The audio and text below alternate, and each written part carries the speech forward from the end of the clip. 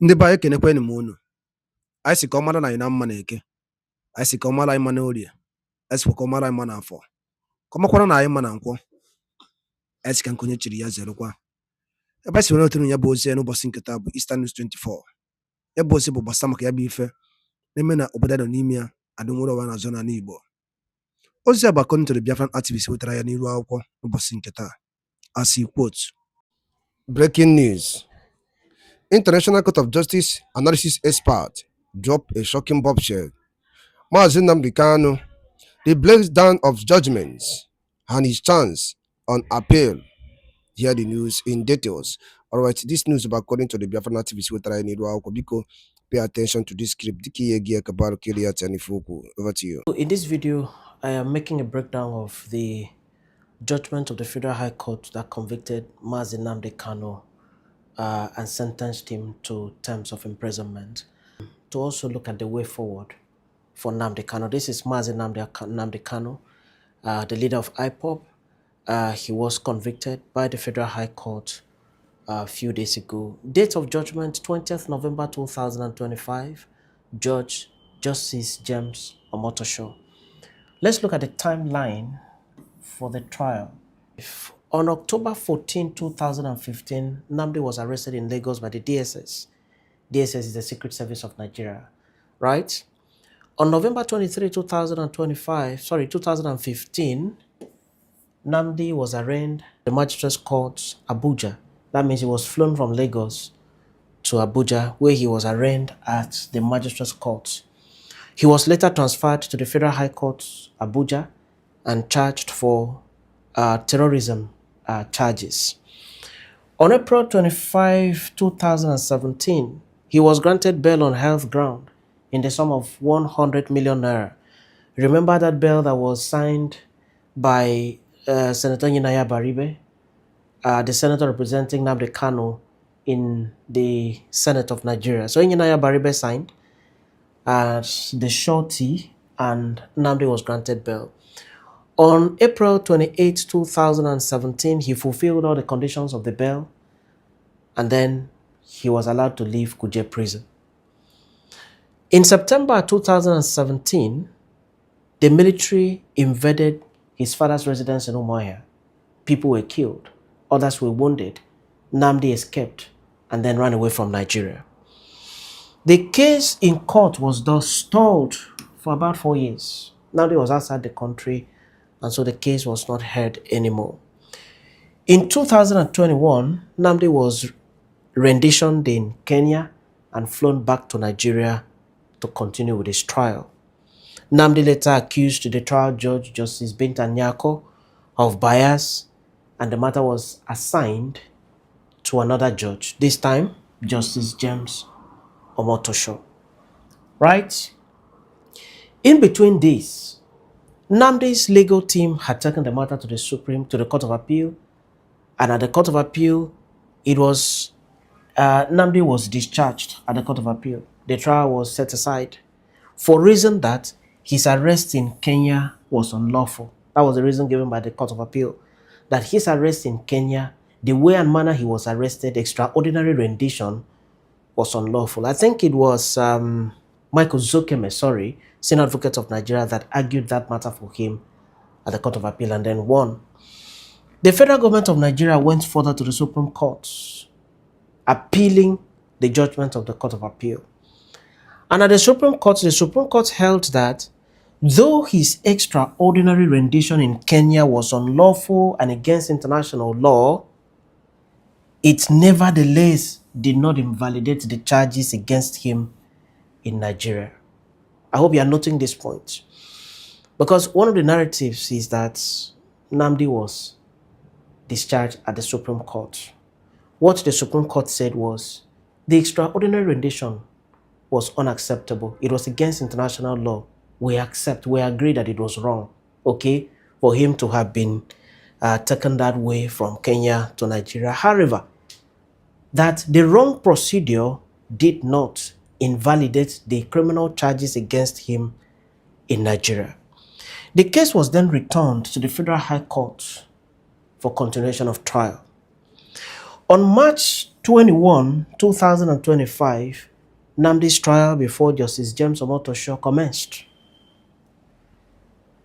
The judge ordered for accelerated hearing, and the matter was heard from day to day, almost like every day or two days, but there was no week that the matter was not heard. From March till October 2025, the matter was concluded, about 6 or 7 months. Now, upon the close of the case of the prosecution called 5 witnesses, mostly personnel of the DSS that said they had investigated the matter. Upon the close of the case of the prosecution, Nnamdi offered to defend himself in person. He let go of his legal team.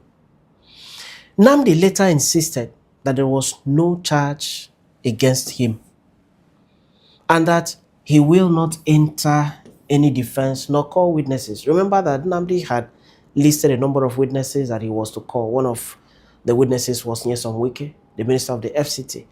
Another witness was the former Attorney General, Malame, and other persons that were listed by him. But he said, "My Lord, I'm no more calling them.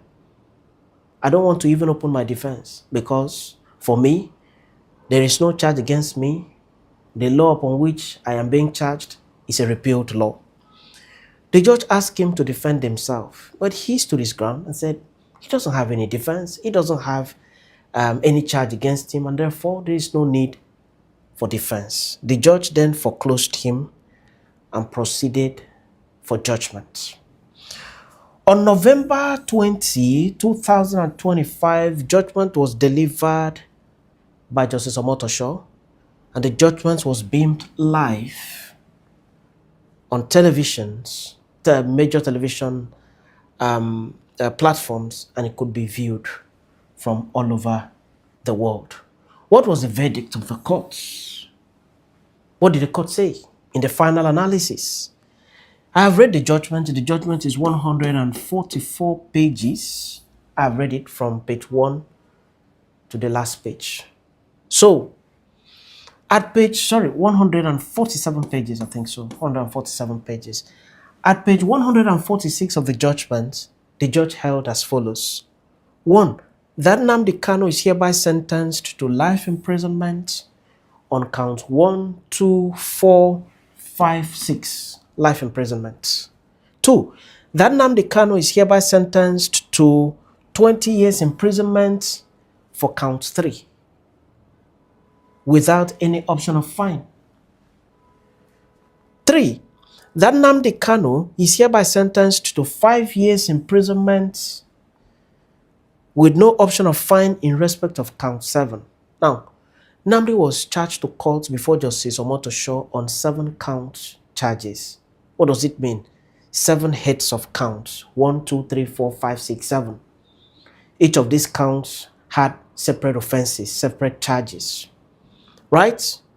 And from these verdicts, you can see that the judge found him guilty on all the 7 counts, all the 7 charges. Right? We continue.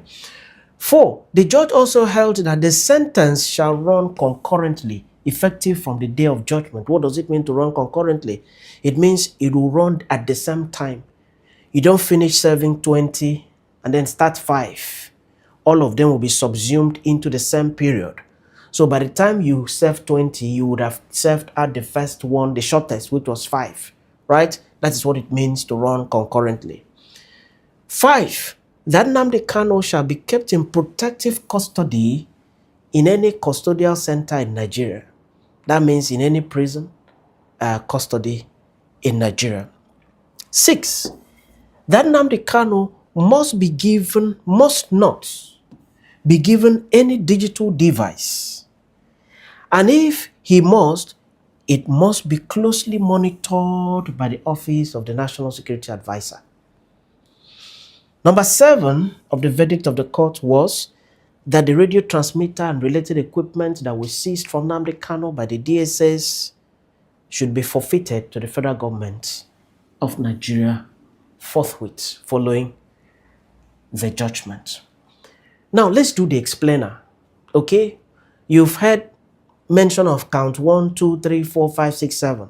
And so the question is, what were these counts talking about? We begin with count 1. Count 1 said that you, Nnamdi Kanu, male adult of Afaruku, Ibeku, Umuahia North Local Government area of Abia State sometime in 2021, being a member and a leader of IPOB, a proscribed organization, did commit an act in furtherance of an act of terrorism against the federal government of Nigeria and the people of Nigeria.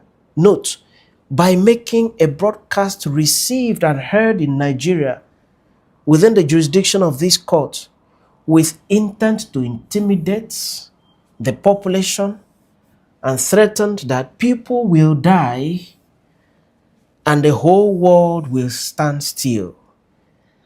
And that for that reason, you have committed an offense punishable under Section 1, Sub 1 of the Terrorism Prevention Amendment Act 2013. That was count 1 that was leveled against Nnamdi Kanu. And what was the verdict of this count 1? Life imprisonment. So it was this count 1 that the judge said, you are guilty of this, and therefore I sentence you to life imprisonment. Let's look at count 2. That you, Nnamdi Kanu, sometime in 2021, did commit an act in furtherance of an act of terrorism against Nigeria and its people when you made a broadcast, again, broadcast, which was received and heard in Nigeria with intent to intimidate the population and issued a deadly threat that anyone who flouted your sit at home order, sit at home, should write his will, which led to the closure of banks, schools, markets, and stoppage of vehicular movements in eastern Nigeria, and you thereby committed an offense punishable under Section 1, Sub 2, Sub B of the Terrorism Prevention Amendment Act 2013. Also note this, 2013, right? Now, what was the verdict of this, of the court regarding count 2? Still life imprisonment, because the judge said that he's guilty of this count 2.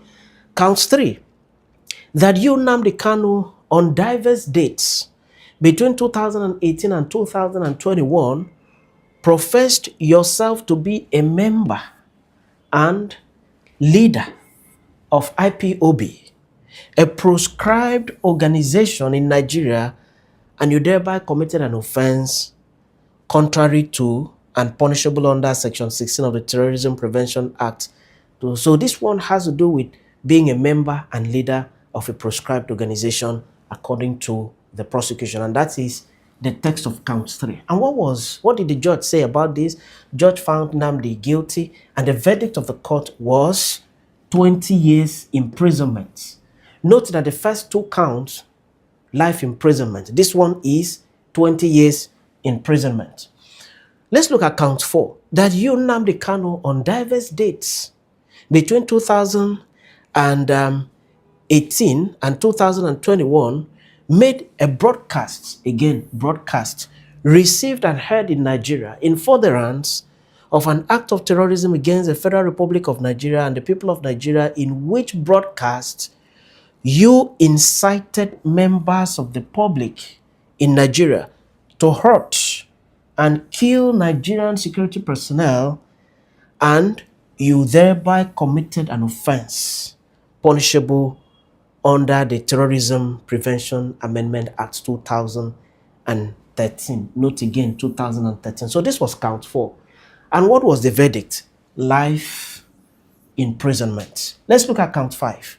5, that you, Nnamdi Kanu, on diverse dates between 2018 and 2021, made, again, a broadcast received and heard in Nigeria, okay, saying wherever you made the broadcast, the transmitter was received in Nigeria and heard in Nigeria, in furtherance of an act of terrorism against the federal government of Nigeria and the people of Nigeria, in which, note, you incited members of the public in Nigeria to hurt and kill families of security personnel. You know, the other one was hurt and kill the security personnel. So this one, the prosecution is saying to hurt and kill families of Nigerian security personnel, and thereby committed an offense punishable under the Terrorism Prevention Amendment Act, again, 2013. And what was the verdict of the court? life imprisonment. If you observe, any charge that mentions terrorism, okay, the sentence is life imprisonment. 6, that you, Nnamdi Kanu, on diverse dates between 2018 and 2021, made a broadcast received and heard in Nigeria in furtherance of an act of terrorism against the federal government of Nigeria and the people of Nigeria, in which you directed members of IPOB, a proscribed organization, to manufacture bombs, and you thereby committed an offense punishable under Section 1 Sub 2 of the Terrorism Prevention Amendment Act 2023. What was the verdict? Again, life imprisonment in respect of count 6. What is count 7? That you, Nnamdi Kanu, on diverse dates between the months of March and April 2015, imported into Nigeria, importation, into Nigeria, and left in Obiliziozu village, in Ihiala local government area of Anambra State, a radio transmitter known as Trans 50L, concealed in a container of used household items, which you declared as used household items. You did not declare it as transmitter, and you thereby committed an offense under Section 47 Sub 2 of the Criminal Code Act 2004. It is this very count that the Supreme Court said you have to go and correct, because the Supreme Court said that this is not the correct law. Criminal Code Act is not the correct law. That the correct law for this offense is Customs and Excise law, importation of goods without declaring what it is. So that is what the Supreme Court said, go and effect the correction. The Supreme Court also said that even when you are charging somebody under a wrong description of the law, it does not invalidate the charge, right? Now, what is the verdict of the court on this? 5 years imprisonment with no option of fine. So basically, these are the 7 counts that Nnamdi Kanu was tried for, and the court found him guilty for all 7, and then he gave sentencing, punishment for each and all of them. Now, in arriving at the verdict of the court, the judge held that Nnamdi failed to counter the witnesses of the prosecution and is therefore deemed to have rested his case on the case of the prosecution. That there being no defense, the court is bound to accept the allegations of the prosecution as proved. That the prosecution has proved his case beyond reasonable doubt, hence the conviction. So the judge was basically saying that he had given Nnamdi opportunity to defend himself. That with this kind of charges, Nnamdi should have said something in his defense. Even if Nnamdi did not want to use his lawyers anymore, he should have even defended himself by himself. Transmitter, for instance, was it declared? If there's evidence, you show it to the court, and that charge will go. That charge will be cancelled. Broadcast, did you make any broadcast? If you did not, you show to the court that you did not, and the charge will be cancelled. And so the judge said that the evidence of the 5 witnesses of the prosecution was not in any way controverted, countered, discredited by Mazi Nnamdi. And for that reason, the law says that he is allowed to arrive at the conclusion that Nnamdi has no defense, right? People have argued about the fact that he should have had a defense. Others have said he did not need to have a defense. It depends on how one is looking at it. So let's look at the available options for Nnamdi Kanu. This is Nnamdi Kanu with his last lead counsel in the matter, Chief Kanu Agabi. Kanu Agabi is a senior advocate of Nigeria. Kanu Agabi is a former Attorney General of Nigeria, well respected in judicial circles. The first option is for him to appeal against the judgment. You move from the trial court to the Court of Appeal. He can do that in any Court of Appeal. Judgment was delivered in Abuja, so he can do it in the Court of Appeal Abuja or in any division of the Court of Appeal that he chooses, right? The law gives him 90 days to file a notice of appeal, right? This time has already started running. The time has started counting. From the day of the delivery of judgment, 90 days begins to count. By 91 days, he would have been out of time. But 90 days is a long time for him not to be out of time. I don't expect him to be out of time. The serious matter, so he needs to get the notice of appeal filed immediately. 3, he can file the notice of appeal by himself or by a legal practitioner of his choice. The law allows him to file the notice of appeal by himself. He can do it. Just as he defended himself in the trial court, he can as well decide to file his appeal by himself and defend himself by himself. The law allows that completely for him. 4, note that appeal is the rehearing, otherwise known as review, of exactly what transpired at the trial court, as contained in the record of appeal, without more. You are not allowed on appeal to add anything. You are not allowed on appeal to say anything new. You are to puncture what was done at the trial court. That is your role as an appellant. You cannot bring a new document. You cannot open defense in the court of appeal. Are you getting me? So, appeal is the rehearing. Lawyers would understand. It's a review of what happened at the trial court only. You are to make sophisticated legal arguments to puncture the decision of the trial court. You are not to bring anything new to the court of appeal. Before you can bring anything new, the law is that you must show that that new thing was not available at the trial court at the time of the trial. So, appeal principally is a review of what was done at the trial court. And that is why I normally say, whatever you need to do at the trial court, do it. Let it be on record. It will help you on appeal. No new point of law or argument is allowed at appeal. 5, depending on the outcome of the appeal, Nnamdi has the right of further appeal to the Supreme Court. Right?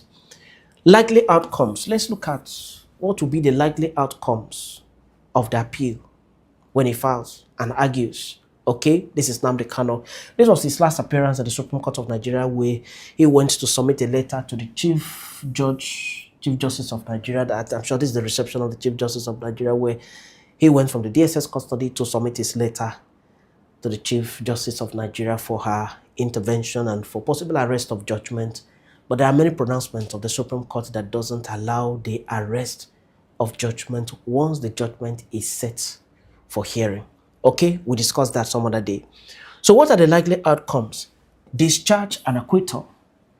The Court of Appeal can accept the argument of Nnamdi Kanu and discharge him and acquit him completely. If that is done, Nnamdi goes home a free person.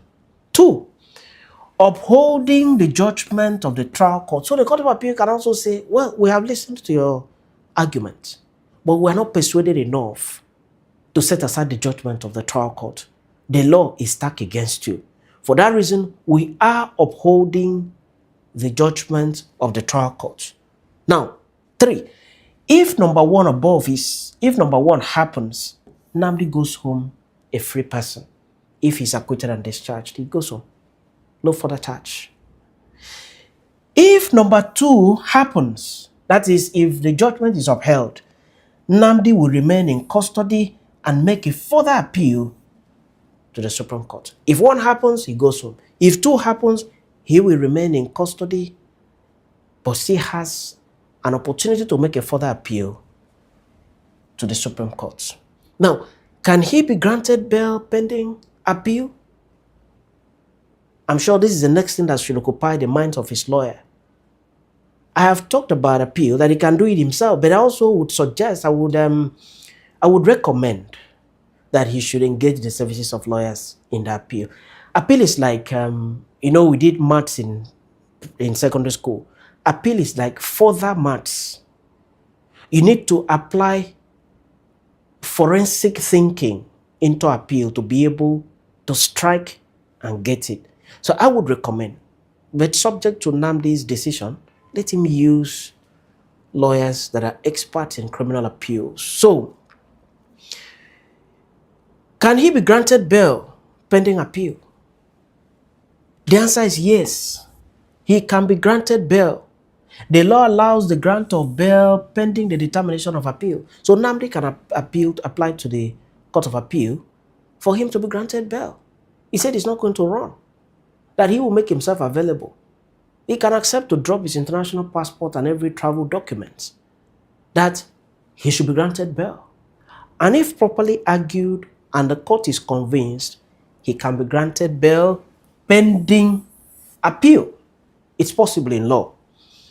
But when the sentence of death or life imprisonment is involved, right, the law presumes that the person might abscond if granted bail, and therefore the grant of bail will be difficult.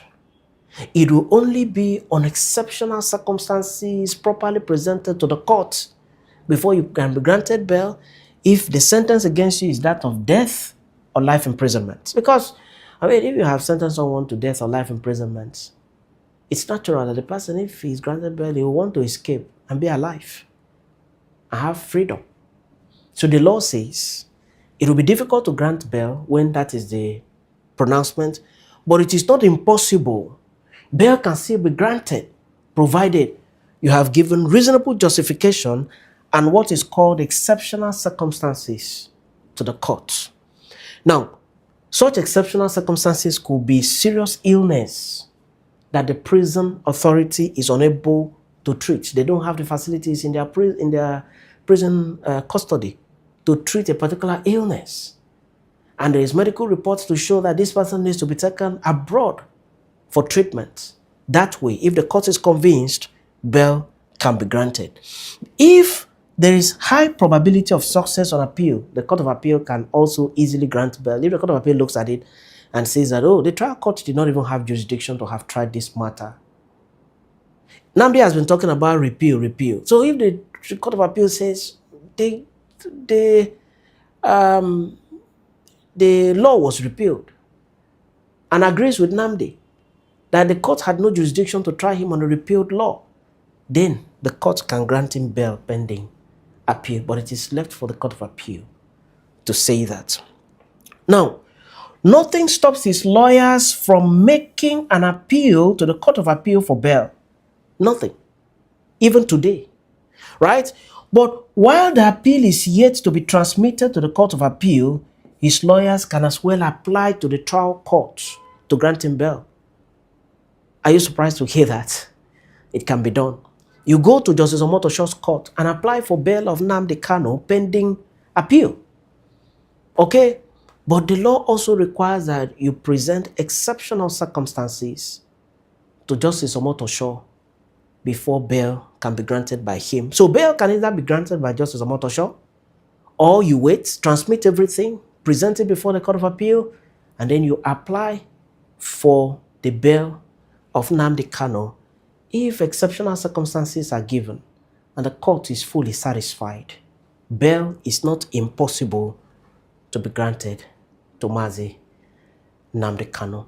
The coming days, the coming weeks, and the coming months will be very revealing as to the fate of Nnamdi, as to the steps to be taken by Nnamdi and his legal team, if he chooses to have a legal team working with him.